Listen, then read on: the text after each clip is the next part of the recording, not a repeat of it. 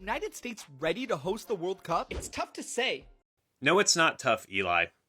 The USA is perfectly ready to host the World Cup. Why do we know this? Well, for starters, we've hosted multiple World Cups before, both men's and women's World Cups, and they've been unanimous successes. Not to mention, we've hosted the Olympics multiple times. Also, big successes. And the USA hosts sporting events virtually every weekend, which are just as big as World Cup matches. And virtually all of them go off without a hitch to the highest standards that we should expect. Now, why was Copa America a problem? Well, the main reason is CONMEBOL organized it themselves and pushed out groups such as US Soccer to make sure that CONMEBOL made all the money from the profits of this tournament.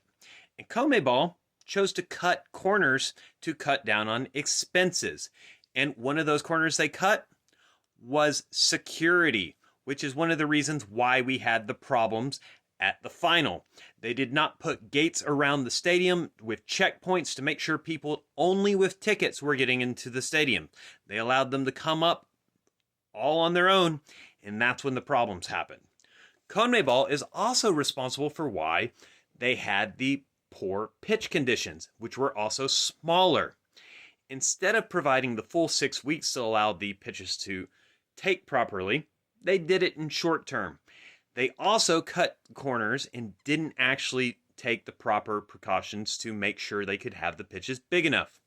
For the World Cup, FIFA is already planning on doing exactly that. So we're going to have full-size pitches, and the grass will be laid out months in advance to make sure that it is in perfect condition for the World Cup games. And all of the other concerns are going to be taken care of in the exact same way. The only fairly legitimate concerns of the World Cup in North America, because it's also in Canada and Mexico, are going to be travel between games, heat, which actually isn't a problem in every venue because some of them are indoors and going to have air conditioning. And, of course, ticket prices. Unfortunately, welcome to the 21st century. World Cup ticket prices are going to be expensive regardless of the country that the tournament is being hosted in.